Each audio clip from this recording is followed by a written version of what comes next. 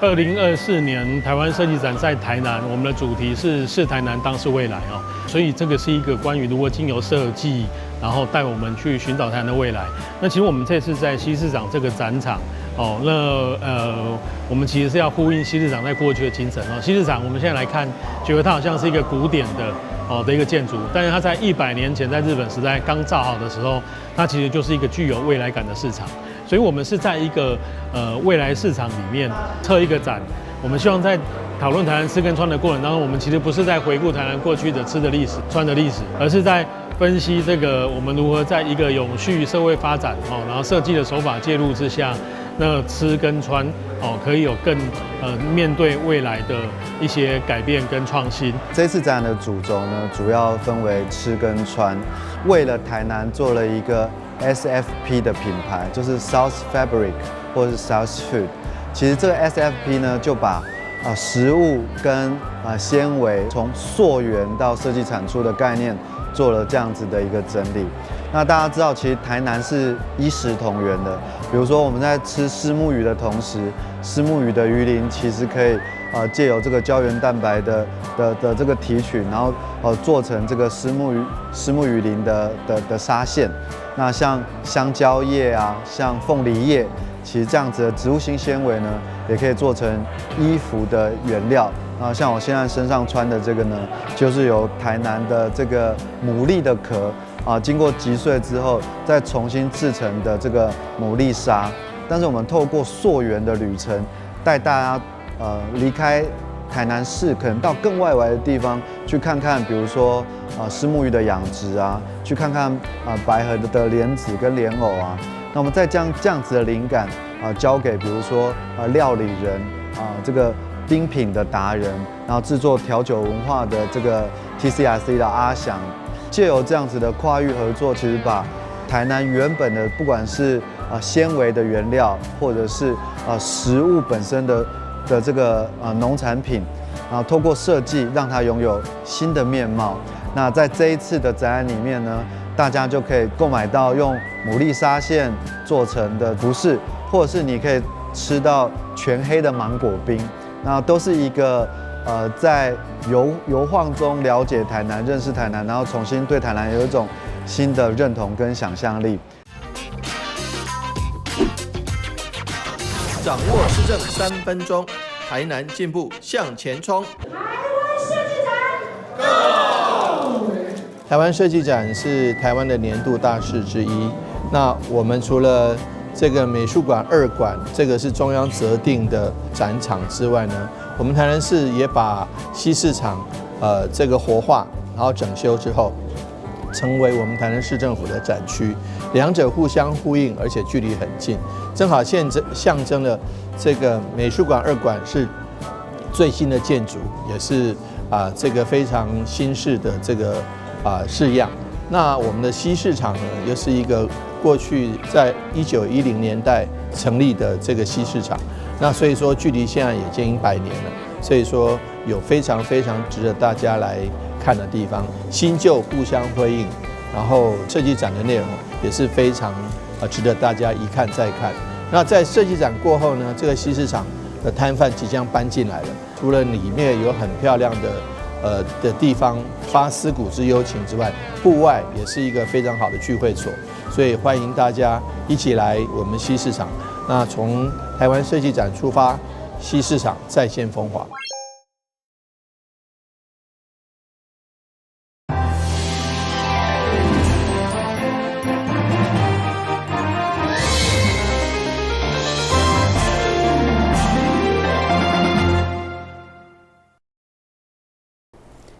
了是阮嘅欢迎收看11月8号的中嘉台南电影新闻。一开始先来关心议会市政总结顺。议员陈坤和一直以来烦恼溪坝被边缘化，所以持续争取西港满到进入市区的大桥，以及61号道路跨越站门溪大桥等等，希望透过交通建设来平衡南北的发展。同时，会长嘛希望市府善用原来台南大学的7个校地，为当地兴建超过1000人的室内集会空间。台南大学确定无迁校到7个校区以后，市府将收回120公顷的土地，而且伫国土计划法实施以后，使用地目嘛将恢复为一般农业用地。对此，议员陈坤和伫中日巡就积极希望市府善用这片用地，为地方打造超过1000人的室内集会空间，唔通伫7个只想要静电。台南进土地有土国土计划法之后，我们的土地要建筑更困难。我们这块台南大学这块刚好是学校用地，它能够起造房子有一个大的空间，而且土地大，46公顷，要停车空间也足够。按办做这活动，拢伫外口，而且严肃跟拍摄。是不是呢？苏科我们在外包之外呢，我们留一块地。7块开始需要一个集会所，但伊的地点设立对，咱会当来讨论。OK 好。基本上台南大学迄个土地要好好运用。谢谢哈。陈坤和以改变故乡撇变溪坝边缘化，除了担任2届议员，嘛进一步变立委。这摆伫中日巡嘛持续争取西港摩道跨闸门溪进入南区的大桥，同时关心61号道路要到市区的跨闸门溪大桥兴建议案所需要有一个公共艺术地标。对此，干务局回应，8亿的闸门溪景观大桥已经规划2600万的公共艺术造景，嘛准备做细部计划。台南新闻军籍杨顺怀采访报道。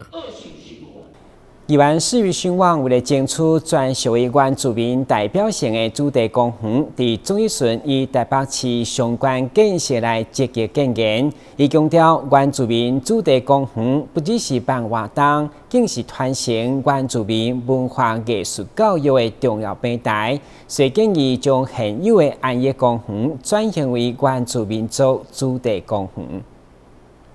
今年台湾灯会安平灯区因为用力在地元素，特别有原住民灯区来展现台南400多元族群交流，引起好评。其中所在的安业公园、林万牛公园以及目前工田中的查哈姆乐园，议员施予兴旺伫中日巡就希望串联相关资源，将单调的安业公园转型为专属于原住民族的主题公园。我们整体的规划也都朝向具有原住民文化特色。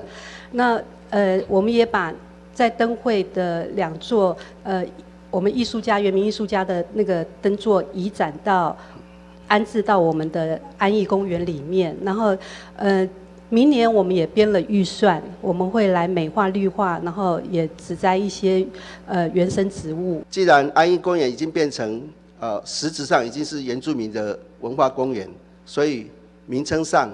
我们也可以来做一个变更嘛，就安艺原住民族文化主题公园，还是怎么样？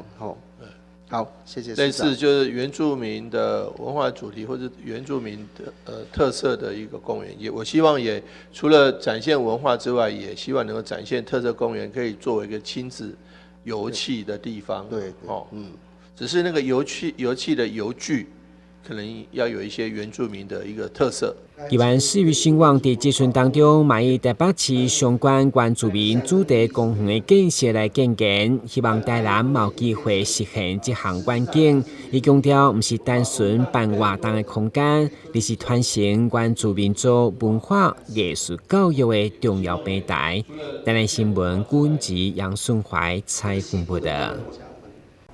随着少子化的冲击，台南市国小出没到50位学生的龙家国小两村分校等4间学校，就确定113学年度停办。毛议员王宣茂伫中日巡提醒教育局，这款精变的趋势，除了要将省落来经费回馈给家长，减轻负担，嘛一定要好好善用校地资源，做充分利用。议员王雪茂伫总结顺以国家发展委员会预估2070年台湾总人数剩1497万人，所凸显严重高龄化甲少子化的趋势。其中少子化招无学生，不到100人以下学校愈来愈多，所以如何提前媒合整并，减轻家长压力，嘛减轻财政负担。同时将省落来校地发挥上大效益，积极甲教育局交换意见。对此，教育局长嘛强调，目前台南两村等4间分校地调向跨校整并，不是废除，而是停办，以学生的学习为优先考量。穷也不能穷教育，对不对？是没错。所以，但最重要是站在家长在栽培他子弟的考量。为什么呢？是说，因为小校的表现。不管是德智，就是说学业也好，或艺能科也好，或者是他个人人格的发展，好，统统都不好。因为可能当初家长是有一个心里面说，哦，我送到小校去，一般只有3个人、2个人，是，我们这边人公立学校的收费，那但是家教的享受，但事实上对孩子的成长非常不好。所以其实我不是说要省经费，是我们把省下的经费继续用在这些学生上会更好，而且我们也不会，没错，不会只是拿来做其他用。教育经费就是教育经费，没错。好，其实跟你做简单的报告，就是以我们大概有4所分校并到本校之后，现在那个校区啊，包括区公所、包括里办公室，他们都来说，哎，那个空间啊，是不是我们可以来利用？我们说 OK， 大家一起讨论。根据了解，一间学校占8-9成比例人事成本，初估对1600万到2000万不等。所以台南4间分校的退场以后，校舍空间如何再利用？不管是调向老人的长期照顾关怀据点，或者是社区的客诉中心等等，拢伫教育局的规划当中。台南新闻军籍杨顺怀采访报道。新台的校庆这礼拜举办产学创新日，由校内研究团队大南方、红红平台共同展出60多项技术研发，同时举办新创发表会，展现丰富的研发成果。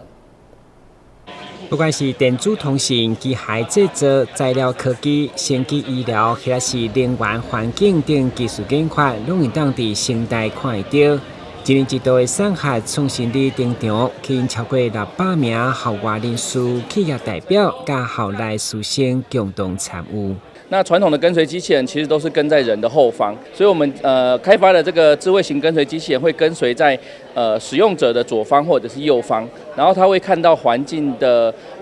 障碍物啦，或者是有其他行人会自动的变换队形，把很多点子变成说实际可以改变社会的一些应用。我觉得这是一个大学很好的一个典范。现场除了校内研究团队，也有大南方、红红平台等等，展出65项创新成果。另外，也有28组创新愿望计划，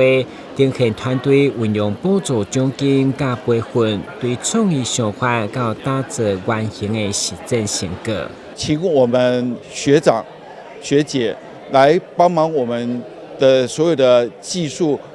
如何落地，整个实现。所以说我们会有一些 pitch， 然后有一些所谓的 poster， 让学生跟老师的研究成果展现出来。我们期待就是可以做产学，可以做技转，甚至可以走新创公司的路线。中港的产学创新论坛就大学产学共创加永续经营进行深入的探讨。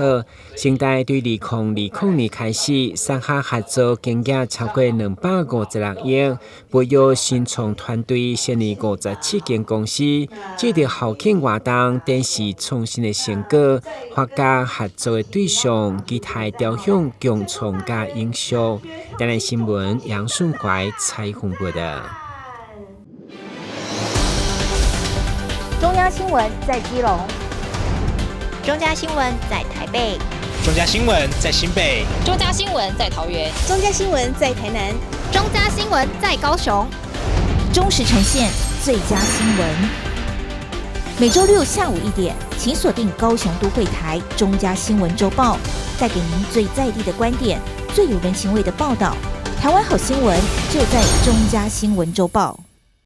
手机世代大量的消息伫网络流传，不过到底是真的也是假，真歹分辨。加上被有心人士分享假消息，对社会拢是极大伤害。所以中嘉集团所属的有线电视系统，联手制作全国首创的媒体识读专题节目，就合作你搞懂了没？将伫11月18号正式播送。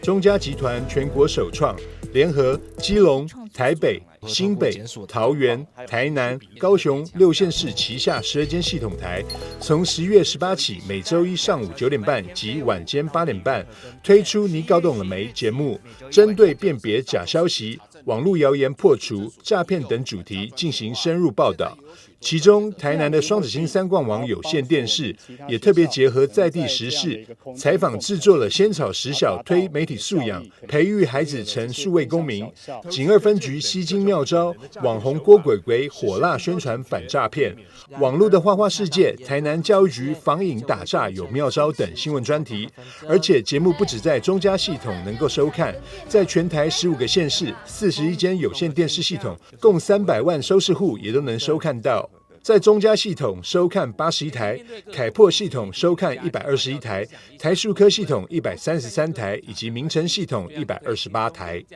我跟你讲，他简直是股海明灯，而且他老师刚刚跟我说，他有内线消息可以帮我申购哦。现在只要汇款10万就能加入。我刚刚也加入他就封锁我啊！老师人那么好，干嘛封锁你啊？他就问我说我在哪边上班的啊，然后我就传了一张我在警局工作的照片给他看。面对数位时代，我们每个人都可以成为数位平台上的自媒体，所以更需要教导学生来辨识资讯的真伪，然后学会媒体识读，传达正确、良善与正向的资讯。中嘉集团与时俱进，同时也极为重视媒体识读教育的推广，长期投入资源于相关的推广工作中，设计规划社区宣讲，并在活动中结合中嘉新闻网媒体识读游戏专区。这次更全国首创媒体之先，推出专题节目“你搞懂了没”，就是希望能够打通观众媒体识读的任督二脉。记者张硕维采访报道。中嘉环评三冠王上注册媒体所用的选择，今年最后一场活动来到眼空5里加社区的中辈分享，除了教大家如何防止诈骗，如何正确接受资讯，以及善用软体来查证的观念，让大家收获满满。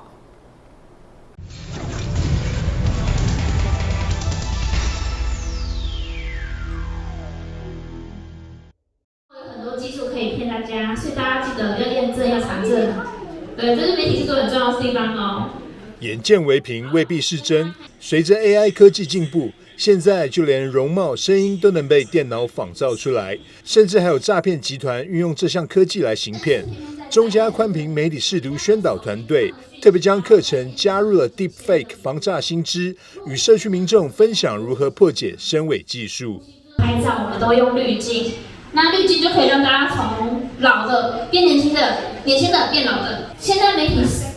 真的很多很多，可是我们最好要全方面的去看。网络上的资讯真真假假，让民众不知该信哪个。宣导团队也在课程中向社区长辈介绍多个查核软体，防范上当受骗。今天课程就是让我们认识网络真假，怎么辨别。有没有哪一个片段你觉得很印象深刻？就是 AI 啊！恁来做这个课程，互阮就较会当了解讲，咱这社会是做啥物样代志，较会知影。武王里长陈志宏表示，透过课程鼓励社区长辈多多出门，除能促进身心健康，也能吸收更多反诈新知，对中嘉宽屏三冠王双子星的用心规划表达肯定。课程会让我们里面的长者他们有一个动力可以走出来了哈。那他走出来之后，我们里办公室就可以针对这个每一个长者来做一个特别的照顾，然后可以让他们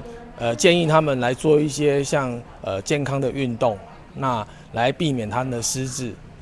这就是我们现在目前在推动的，要透过我们有系统的来教育这些长者，让他们来导读，说他们知道如何认识这个媒体，然后针对那个媒体的认识呢，那收到了讯息之后，还要再做一个判断。中嘉宽屏三冠王双子星媒体视读宣导，课程内容丰富实用，社区民众反应热烈。总经理陈建春表示，今年9个场次已全部报名额满，也欢迎对课程有兴趣的社区民众或学校团体，可以提早向公司预约明年的场次。媒体视读免费报名专线06-281-5194-8516许小姐。记者张硕维采访报道。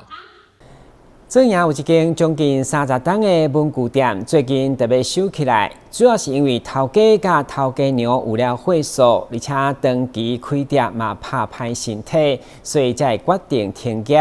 当然，老店是真侪人的回忆，所以互在地民众拢相当唔甘。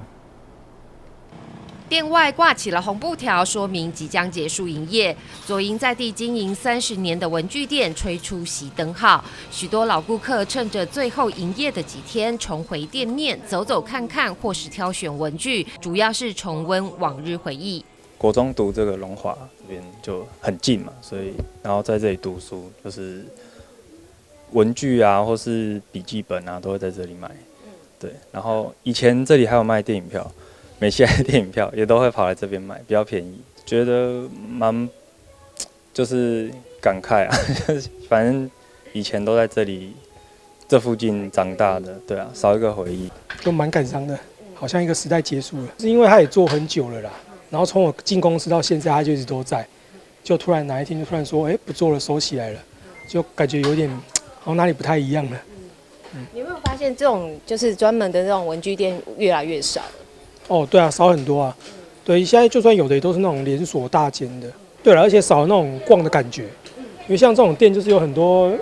小东西啊，你都可以去逛逛看看这样子。日本品牌的铅笔，国高中的作业簿，国小的数学作业本，过去教师们使用的量巧器教具，都是老店的痕迹。老板是与家族兄弟共同做文具批发起家，26岁在天津街独立创业，后来发现文具店面利润比批发更高，因此再开启了文具店。民国80年代相中了左营这块三角窗地点，买下了整栋建筑物。那时候我做批发花节上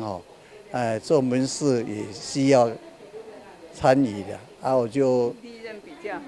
润比较好了所以我就找地方找这个在吉林街，然后搬到富国路这来，83年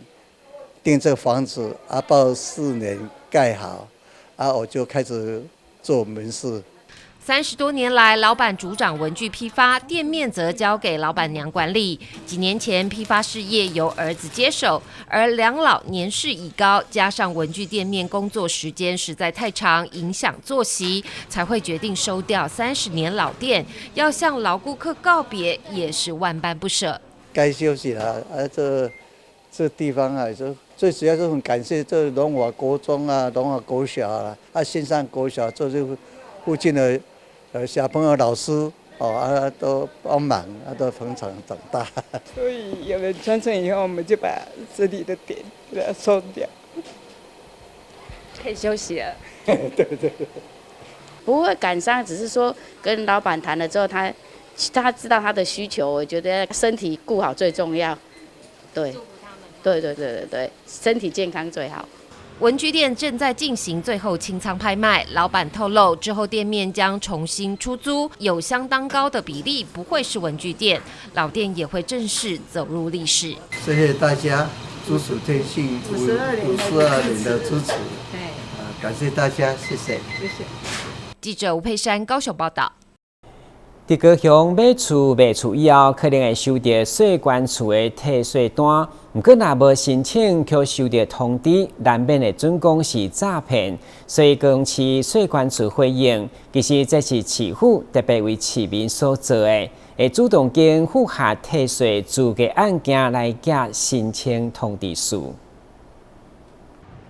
随着疫情过后，高雄的房市逐渐恢复，再加上近年热门的台积电和亚洲新湾议题，让近2年的修正期结束，也让今年的交易量可以回稳恢复，并且有不错的成长。近几年可能受惠于一些就是相关的议题，比方讲像我们高雄有台积电的议题，还有科技园区的那个科技廊道这一些相关的议题，还有高雄亚洲新湾区的规划跟发展，都逐步到一定的程度嘛。所以随着政府国际趋势趋于稳定，其实整体的那个成交单价跟总价都有提升。但是近期在高雄自住房屋买卖时，可能会收到一张退税申请单，可是本来没有申请，却收到通知，难免会让民众以为是诈骗。但是高雄税捐处出面回应，这其实是市府特地为高雄市民所做的小贴心。我们高雄市税捐稽征处本于爱心办税，为了民众的一个权益，维护民众的权益，我们主动跨机关合作，运用国税局已经核准退还房地合一税的一个案件，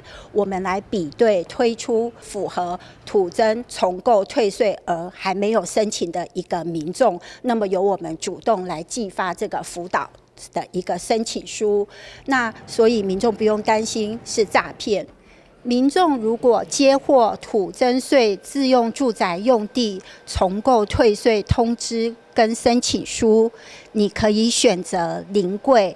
邮寄，或者是扫描申请书上的 QR code 的方式，这个多元的方式来办理退税。土地增值税和房屋合一税，因为两者都是重购退税，常会有民众被搞混，所以高市府税捐区特地筛选符合资格的人寄售通知单，提醒民众不要损失自己的权益。但是退税过后，未来5年必须遵守3不1有原则，不然退税金额将会被追讨退回。重购地会自完成移转登记之日起，我们要列管5年，那就是这5年期间，你要符合3不1有的一个原则，这个是方便纳税义务人记啦。第一个不可以移转，连赠与给配偶也不可以，就是重购地不移转，不做其他的一个用途，也不可以迁出户籍。如果你要迁出了的话，你要确保你有一个本人、配偶或直系亲属的任何一个人是留在原户籍以内的。高雄的房价涨，近年房市也处在热点。虽然退税金额对比房价是小巫见大巫，但是把握权益帮荷包加点菜也是无不小补。记者孙军高雄报道。感谢收看11月8號的中嘉台南電影新聞，我是顧文傑，咱再會。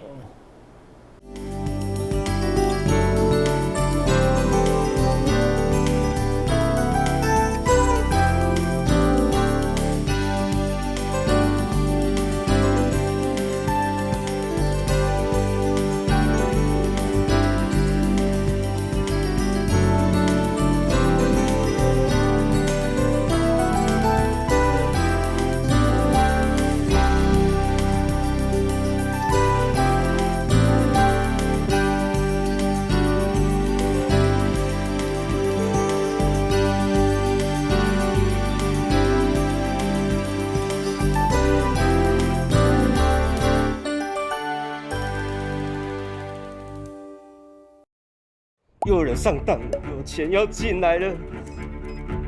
只要你敢领，警察一定抓到你。抓到也不会那么严重啊。打诈新司法上路，严惩诈欺犯，骗越多关越久，最多关12年，最重罚3亿元，提高假释门槛，犯3次不得假释。要让诈骗集团想骗的不敢骗，已经骗的会被抓，骗到的没得花。现身和投资群组，传授心法，保证获利耶！下载 APP。投资储值，等一下，我没有开任何投资群组，这个是诈骗。打诈新司法上路，扫荡投资诈骗，严惩诈欺犯罪，最重关12年。有疑虑就打165，让政府来帮你。打诈新司法，加重刑罚，共同打诈。等一下，那个杨秀慧是假账号，政府为什么不管不抓啊？国之将亡，必有妖孽。马翔啊，不进步啊！要是我一定立法严办严惩，增加更多的打诈工具。这边已经有啊，打诈新司法上路喽！每当个给我名怕公狗，严惩诈欺犯罪，最重关12年喽！全民来打诈，反诈165，反诈有你我。打诈新司法，加重刑罚，共同打诈。还记得演练抗震保密3步骤吗？我记得哦，趴下、掩护、稳住。当发现建筑结构毁损且评估不可久留时，这时要带着避难包前往避难场所紧急避难。说到避难，全民防灾1点通或消防防灾1点通 App 可以查询最近的避难收容处所及导引。发生灾害一定要冷静，更要记得以上紧急避难方式哦。避免阳光直射，距离墙面10公分以上。定期清冰箱，让内部冷气流通。温度设定26到28度，家电扇助循环。睡觉定时4小时，滤网2周洗1次。